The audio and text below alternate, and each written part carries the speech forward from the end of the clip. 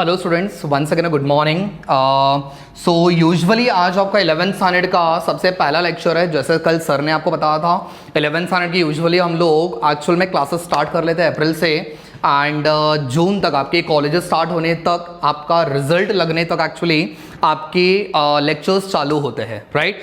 But इस साल हम लोग ये चीज़ नहीं कर पा रहे because of this lockdown and all the things, but still we are trying to provide you something ताकि आप लोग घर पे वेकेशन तो आप लोग करो बट साइमल्टेनियसली आप थोड़ा बहुत स्टडीज के ऊपर भी ध्यान दो। बिकॉज सबसे बड़ी चीज़ क्या होती है, 10th स्टैंडर्ड के बाद हमारे दिमाग में एक सबसे बड़ा क्वेश्चन आता है कि sir what next, right. 10th standard तक तो हम लोग आराम से पहुंच जाता है सर, 10th तक हमें कोई दिक्कत नहीं होती है, करेक्ट है। बिकॉज हम लोग जो फ्लो में चलते रहते हैं, करेक्ट है, फर्स्ट से लेके 10th तक जो एक फ्लो में चलते रहता है वहां तक हमें कोई दिक्कत नहीं आती है। अब 10th स्टैंडर्ड के बाद सर हमारे दिमाग में ना बहुत सारे सवाल आता है सर, 10th के बाद हमें कौन से कॉलेज में जाना होता है, सर हमें कौन से कोर्सेज लेने होते हैं, sir whether we have to go into the science, हमें कॉमर्स में जाना होता है, हमें आर्ट्स में जाना होता है, या फिर बहुत सारी चीजें फील्ड होती है जिसके बारे में आप स्लाइटली कंफ्यूज्ड होते हो। बट स्टूडेंट्स, यही आपका टाइम है जहां पे आपको आपके लाइफ का सबसे बड़ा, सबसे पहला आपको प्रेशियस डिसीजन आपको लेना होता है। ये नहीं होना चाहिए कि आपका फ्रेंड आपका साइंस में जा रहा है, आपका 10th स्टैंडर्ड होने के बाद, आपके रिजल्ट्स आने के बाद आपका फ्रेंड अगर साइंस में जा रहा है तो सर मैं भी जाऊंगा साइंस में बिकॉज मेरा फ्रेंड चला गया। सो ये चीजें ना आपके दिमाग में नहीं होनी चाहिए। ये जो टाइम दिया हुआ, ये 2 से 3 महीने के बाद आपका जो टाइम होता है ये बहुत ज्यादा प्रेशियस होता है। समझने वाले बच्चे बहुत अच्छी तरीके से समझते हैं। सर हमें IIT के लिए प्रिपरेशन करना है, सर हमें नीट मेडिकल्स के लिए हमें प्रिपरेशन करना है, सर हमें कुछ और चीजें करनी है, तो ये चीजें दिमाग में ना आपके अभी से चालू होना चाहिए। And this is the perfect time जहां पे आप हर एक चीजों के इंफॉर्मेशन आप लोग कलेक्ट कर सकते हो, राइट। तो ये चीजें समझ लो बिकॉज आगे जाने के बाद, बिकॉज अब जो आप लोग डिसीजन लेने वाले हो 10th स्टैंडर्ड के बाद आप साइंस में जा रहे हो, साइंस करने के बाद 12th में 2 साल आप लोगों ने निकाल लिया, 11 + 1 दैट इज 12, राइट। अब 12th होने के बाद व्हाट नेक्स्ट, अब वहां पे आपका एक सबसे इंपॉर्टेंट चीज आती है। 12th तक हम लोगों ने साइंस तो कर लिया, अब साइंस के बाद आपके पास इतने वास्ट चीजें होती है, आपके पास इतने वास्ट क्या बोल सकते हो आप उसको, आपके पास ऑप्शंस होते हैं कि जैसे आप लोग चूज करने में कहीं ना कहीं पे आप लोग गलत चीज कर लेते हो, राइट। तो you have to be focus, you have to be perfect what you guys have to do in the your career, right. Because ऐसा नहीं होना चाहिए, कभी ऐसा नहीं होना चाहिए। आपने जो लाइफ में डिसीजन लिया हुआ है वो चीजें आपको 60, 65, 70 ईयर्स तक आपको उसी फील्ड में जाना है, करेक्ट है। तो कभी आपके लाइफ में ये चीज नहीं होनी चाहिए कि सर काश मैंने उस टाइम पे एक परफेक्ट डिसीजन लिया होता, मैंने ना ही किसी का सुना होता, मैंने अगर अपने मन की सुनी रहती और मैंने अपने हिसाब से अगर किया रहता तो शायद मेरी लाइफ कुछ और होती। बिकॉज ये चीज आपके दिमाग में, आपके लाइफ में कभी भी जब आती है ना तो आप कभी उस चीज को सहन नहीं कर पाते हो कि काश मैं ये चीज करता तो आज मैं यहां पे होता। तो यही आपके पास एक परफेक्ट टाइम है। आप चीजों को गैदर करना सीखो, अब इंफॉर्मेशन कलेक्ट करो। आपके जो बड़े भाई रहेंगे या फिर आपके जो रिलेटिव्स रहेंगे या फिर आपके जो नेबर्स रहेंगे, जहां पे आपके कुछ फ्रेंड सर्कल्स रहेंगे, वहां पे उनसे कांटेक्ट करो, वहां पे पूछो कि मुझे क्या करना है। आपके जो मेंटोर रहेंगे, आपके जो टीचर्स रहेंगे, आप जिस क्लासेस में जाते हो, अगर आप उनसे फ्रेंडली बिहेव करते हो तो आप उनसे जरा एक बार बात करो, उनसे एक बार पूछो कि सर मुझे समझ में नहीं आ रहा कि मुझे क्या करना है, राइट। तो मैं तो आपको यहां पे साइंस के बारे में बताने वाला हूं। तो usually my self Girish and बहुत सारे बच्चे जो 10th स्टैंडर्ड में थे वो मुझे जानते हैं, ठीक है। I used to teach science for 10th standard as well as chemistry for 11th as well as 12th standard, right. तो अगर आप साइंस में एडमिशन लेते हो तो आप मेरी शक्ल तो जरूर देखोगे, ठीक है। जो आप लोग 10th स्टैंडर्ड में देखते थे तो वही शक्ल आपको वापस 2 साल और भी देखना है, राइट। सो सबसे पहले मैं आपको केमिस्ट्री के बारे में बता दूं। केमिस्ट्री सब्जेक्ट बहुत सारे बच्चों को डिफिकल्ट लगता है, राइट। सर केमिस्ट्री होता क्या है, ये चीज हमें समझ में नहीं आती। सर एक बार फिजिक्स हम लोग कंप्लीट कर लेते हैं, सर मैथ्स भी हमारे पास से हो जाता है, सर बायो भी होता है, but sir chemistry is an like exceptional subject हम लोग इसको कंसीडर करते हैं। बट एक्चुअल में अगर आप उसको पढ़ने जाओगे ना सीरियसली, अगर आप आपको दिमाग उसमें लगाओगे तो इससे ज्यादा सिंपलेस्ट सब्जेक्ट और कोई नहीं है।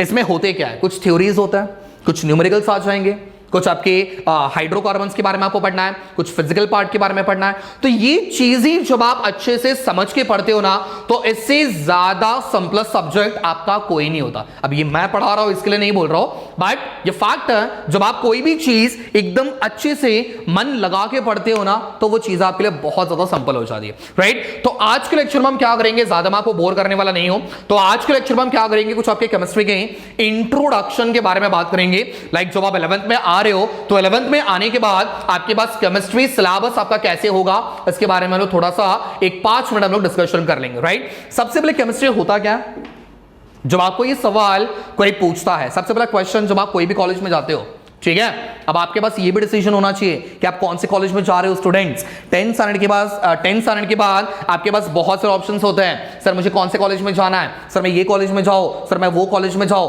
मुझे प्रिपरेशंस किस हिसाब से करने हैं। तो ये सारी चीज आपको दिमाग लगानी पड़ती है, बिकॉज ऐसा नहीं होता कि आप इस कॉलेज में जाओगे तो आपके परसेंटेज ज्यादा आएंगे। बेटा आप में वो पढ़ने की काबिलियत होनी चाहिए। आप भले ही कोई भी कॉलेज में जाओ, if you are the best, तो आपको कोई नहीं रोक सकता, एंड आपको बेस्ट होना है। आप सिर्फ साइंस कंप्लीट कर रहे हो, या फिर you want to become an engineer, या फिर you just wanted to be a doctor, या फिर आपको कुछ और चीजें करनी है, सिर्फ अगर आप ये सोचोगे तो बेटा बिल्कुल नहीं होने वाला। आप भी उन नॉर्मल इंजीनियर्स में या फिर उन नॉर्मल डॉक्टर्स में ही पाए जाओगे।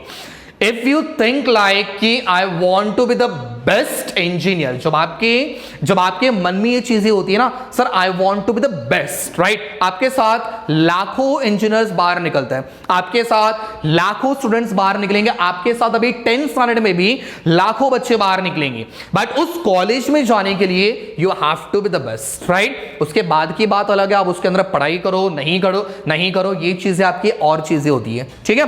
बट अगर आप उसमें जाना चाहते हो तो आप में वो एक यूनिक क्वालिटी होनी चाहिए, एक यूनिक क्वालिटी आपके पास होनी चाहिए जो बाकी बच्चों में नहीं है, ठीक है। ओके, तो वो चीजें तो हम लोग बाद में डिस्कस कर लेंगे। उसके ऊपर एक एक्स्ट्रा लेक्चर में आपको एक अलग से मैं आपको दे दूंगा करियर्स के बारे में, करियर में चीजें क्या होती है, कैसी होती है। But let's come to the topic, back to the pavilion students. तो यहाँ पे हम लोग इंट्रोडक्शन लेक्चर में सिलेबस के बारे में डिस्कस कर लेंगे। तो आज ज्यादा बोर नहीं करूंगा, एक 5 मिनट में आपको सिलेबस के बारे में डिस्कस करते हैं। 11th स्टैंडर्ड में आपके केमिस्ट्री में कितनी चीजें आएंगी, राइट। अच्छा, सबसे पहले सवाल मैंने आपको बताया था केमिस्ट्री होता क्या है। ये कोई भी कॉलेज में जाने के बाद हर एक सर या फिर हर एक मैडम सबसे पहला सवाल आपको यही पूछेंगे, केमिस्ट्री होता क्या है। तो बेटा इसके बारे में ना दिमाग में ना बना के रख लो, केमिस्ट्री क्या होता है। तो chemistry is nothing but a subject that is a branch of a science which deals with some kind of a chemical reactions, right। तो जब आप जिस सब्जेक्ट में एक ऐसा ब्रांच ऑफ अ साइंस जिसके अंदर आप केमिकल रिएक्शंस के बारे में पढ़ते हो, सर सिर्फ केमिकल रिएक्शन के बारे में पढ़ना इस केमिस्ट्री होता है क्या? So answer is no. मैंने ये कभी नहीं बोला कि आप सिर्फ केमिस्ट्री के अंदर केमिकल रिएक्शंस के बारे में बात कर दो, बिल्कुल नहीं, करेक्ट है। तो आप इसमें बहुत सारी चीजों के बारे में डिस्कशन करोगे, आप एटम्स के बारे में डिस्कशन करते हो, आप कुछ आपके मैटर्स क्या होते हैं इसके बारे में डिस्कशन करते हो, आप कुछ लॉ के बारे में डिस्कस करते हो, ठीक है, आपके लॉ ऑफ कंजर्वेशन के बारे में बात करते हो, आप किसी साइंटिस्ट ने बनाए हुए थ्योरीज के बारे में आप डिस्कशन करते हो, आप कुछ प्रिंसिपल्स के बारे में डिस्कस करते हो। तो ये सारी चीजें, आप कुछ एनालिसिस के बारे में डिस्कशन करते हो। तो ये सारी चीजें जब आपके एक साथ कंबाइन होती है, that is exactly what we called as a chemistry, right? तो केमिस्ट्री सिर्फ केमिकल रिएक्शन नहीं होता, but the combination of all the things makes a subject which is chemistry, right. अब इस केमिस्ट्री सब्जेक्ट को हमने 5 अलग अलग चीजों में डिवाइड किया हुआ है, राइट। तो केमिस्ट्री को हमने 5 अलग अलग पॉइंट्स में, हमने कैटेगरीज में डिवाइड किया हुआ है। The first which is exactly what we called as मेरा फेवरेट ऑर्गेनिक केमिस्ट्री, राइट। तो ऑर्गेनिक केमिस्ट्री इसमें हम लोगों ने सबसे पहले डिवाइड किया हुआ है। सेकंड हमारे पास दिया हुआ है इनऑर्गेनिक केमिस्ट्री, तीसरा हमारे पास दिया हुआ है physical chemistry, fourth one which is analytical chemistry and fifth which is biochemistry. तो इस तरीके से हम लोगों ने केमिस्ट्री को 5 अलग अलग सेक्शंस में डिवाइड किया हुआ है, राइट। इसके बारे में हम नेक्स्ट वीडियो लेक्चर में डिस्कशन करने वाले हैं, ये 5 टॉपिक्स आपके क्या होता है, राइट। तो सबसे पहले डिस्कशन कर लेंगे आपके सिलेबस के बारे में। तो आपके पूरे सिलेबस में 2 सेक्शंस आएंगे, सेक्शन 1 सेक्शन 2। जिस तरीके से आपके मैथ्स 1 मैथ्स 2 होती है, वैसे ही आपका केमिस्ट्री भी सेक्शन 1 और सेक्शन 2 में डिवाइड किया हुआ है, राइट। अब इसमें क्या क्या चीजें होंगी ध्यान से समझना। फर्स्ट से लेके 1 to 16 चैप्टर्स आपके पूरे सिलेबस में इंक्लूडेड होंगे, राइट। 1 to 16 चैप्टर्स आपके मतलब टोटल 16 चैप्टर्स आपके 11th स्टैंडर्ड के केमिस्ट्री के सिलेबस में आपके इंक्लूड होंगे, राइट। और ये सिलेबस आपका लास्ट ईयर ही चेंज हुआ है, तो इस साल कुछ चेंज होने की गुंजाइश तो है नहीं, ठीक है। तो ये लास्ट ईयर आपका सिलेबस चेंज हो चुका है, तो उसमें आपके जितने भी चैप्टर्स हैं एकदम परफेक्ट है, कोई उसके अंदर चीजें चेंज करने की जरूरत तो बिल्कुल है नहीं, ठीक है। तो पहला चैप्टर हमारे पास दिया हुआ है some basic concepts of chemistry, जिसके अंदर आप केमिस्ट्री एग्जैक्टली होता क्या है उसके बारे में आप डिस्कशन करने वाले हो। कुछ लॉ के बारे में आपको डिस्कस करना है, डिटेल में हम लोग बाद में जाएंगे, ठीक है। सेकंड आपका चैप्टर दिया हुआ है introduction to the analytical chemistry, जिसके अंदर आपके कुछ फॉर्मुलेज के बारे में आपको दिया हुआ है, आपके सिग्निफिकेंट नंबर्स क्या होते हैं उसके बारे में डिस्कशन करना है। क्वाइट सिंपल चैप्टर, इसमें कोई आपका डिफिकल्टीज नहीं होंगी, ठीक है। तीसरा चैप्टर दिया हुआ है सम एनालिटिकल टेक्निक्स, यहां पे आपके कुछ इंस्ट्रूमेंट्स के बारे में डिस्कशन करना है, जैसे आपका क्रोमेटोग्राफी के बारे में, जैसे आपके कुछ एक्सट्रैक्शंस के बारे में, ठीक है। तो ऐसे बहुत सारे इंस्ट्रूमेंट्स होंगे जो आपके एनालिसिस करने में बहुत ज्यादा इस्तेमाल किया जाता है, ठीक है। तो सम एनालिटिकल टेक्निक्स ये आपका चैप्टर नंबर 3 है, सिंपल है, ज्यादा कुछ नहीं, डायग्राम्स है और कुछ आपके प्रोसीजर्स के बारे में आपको पढ़ना है, ठीक है। Coming towards the fourth one which is again a very important chapter आपके 11th स्टैंडर्ड में, which is structure of atom. अब एग्जैक्टली आपके एटम के अंदर क्या प्रेजेंट होता है, एटम किससे बना हुआ है, एटम्स के अंदर चीजें क्या क्या होती है, इस चीज के बारे में बताने वाला कौन था, तो ये सारी थ्योरीज के बारे में आपको चैप्टर नंबर 4 के अंदर डिस्कस करना है, which is a very important chapter आपके 11th स्टैंडर्ड के हिसाब से, राइट। तो ये चैप्टर का भी छोड़ना नहीं ऑप्शन, मैं पहले बता रहा हूं ये चैप्टर बहुत ज्यादा इंपॉर्टेंट है, right. Coming towards chapter number 5 which is a chemical bonding, इसमें बहुत सारी थ्योरीज के बारे में डिस्कस करना है, जैसे कि आपका वीबीटी वैलेंस बॉन्ड थ्योरी, ठीक है।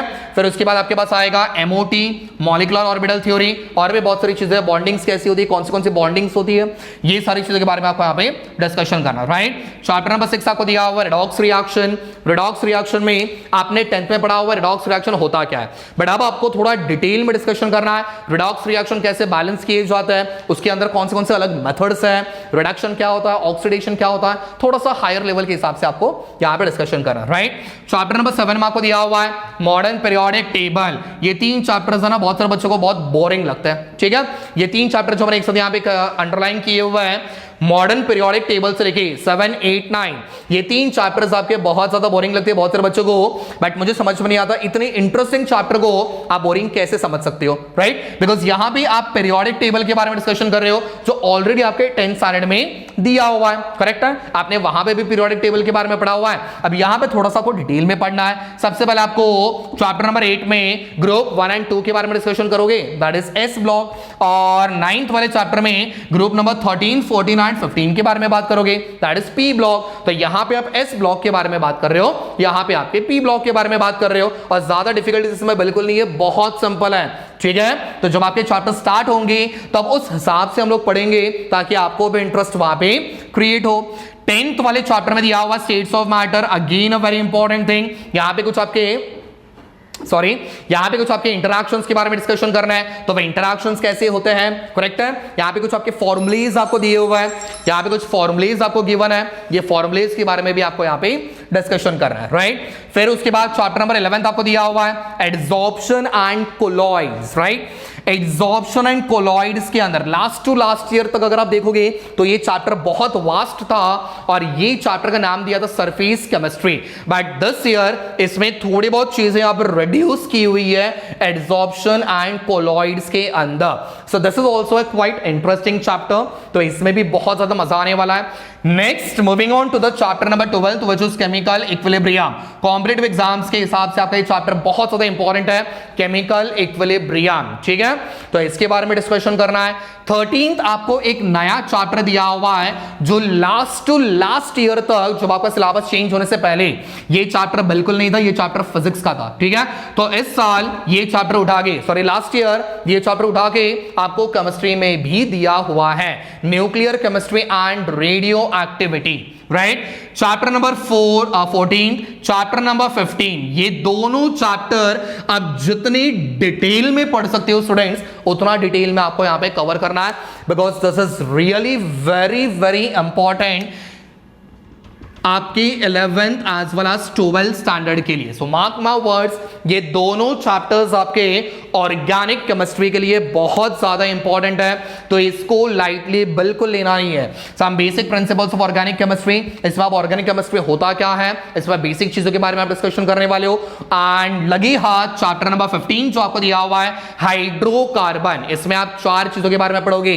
हाइड्रोकार्बन के अंदर आपके 4 टॉपिक्स कंबाइन करके दिए हुए हैं, alkane, alkene, alkyne as well as aromatic compound. तो ये 4 चीजों के बारे में आपको इस चैप्टर में डिटेल में डिस्कशन करना है। And last one chapter number 16 which is chemistry in everyday life. अब ये चैप्टर में आपको यूजुअली मेडिसिन के बारे में पढ़ना होता है, आपके ड्रग्स के बारे में पढ़ना होता है, कौन सी बीमारी के लिए कौन सा ड्रग आप इस्तेमाल करोगे, अगर आपको ये चीज हुई है तो उसके लिए आप कौन सा ड्रग इस्तेमाल करते हो, कौन से मेडिसिन आप इस्तेमाल करते हो, उसके बारे में आपको ये वाले चैप्टर में पढ़ना है। तो लास्ट टू लास्ट ईयर तक ये चैप्टर आपका 12th स्टैंडर्ड में था। 12th स्टैंडर्ड का सबसे लास्ट वाला चैप्टर अगर आप देखोगे तो उसमें केमिस्ट्री इन एवरीडे लाइफ ये आपका 12th स्टैंडर्ड का चैप्टर था। बट लास्ट ईयर जब आपका सिलेबस चेंज हुआ तो इस चैप्टर को 11th में ट्रांसफर कर दिया, ठीक है, और 12th में इस चैप्टर के बारे में नहीं है। तो इसमें ज्यादा डिटेल में आपको जाने की जरूरत नहीं, बट एटलीस्ट आपने चैप्टर पढ़ लिया, 10 to 15% आपको एक आइडिया आ जाएगा कि कौन सी मेडिसिन किस चीज के लिए आप लोग इस्तेमाल करते हो। So that was all about the syllabus for 11th standard. So I hope अगले लेक्चर में हम एक टॉपिक के बारे में शुरुआत करेंगे, एक चैप्टर हम शुरुआत करेंगे जिसमें आपको पढ़ने में थोड़ा ज्यादा इंटरेस्ट लगेगा, ठीक है। सो एक बार जो से सिलेबस के बारे में देख लो एंड प्लीज वीडियोस ऑब्जर्व करो, वैकेशन सेलिब्रेट करो, नो डाउट, बट उसी के साथ साथ साइमल्टेनियसली 1-2 घंटा थोड़ा सा पढ़ाई के लिए भी निकाल लो। एंड जैसा मैंने आपको बताया था, इंफॉर्मेशन कलेक्ट करना चालू कर दो, ठीक है। So thank you so much, okay, and stay tune for the next video. Thank you.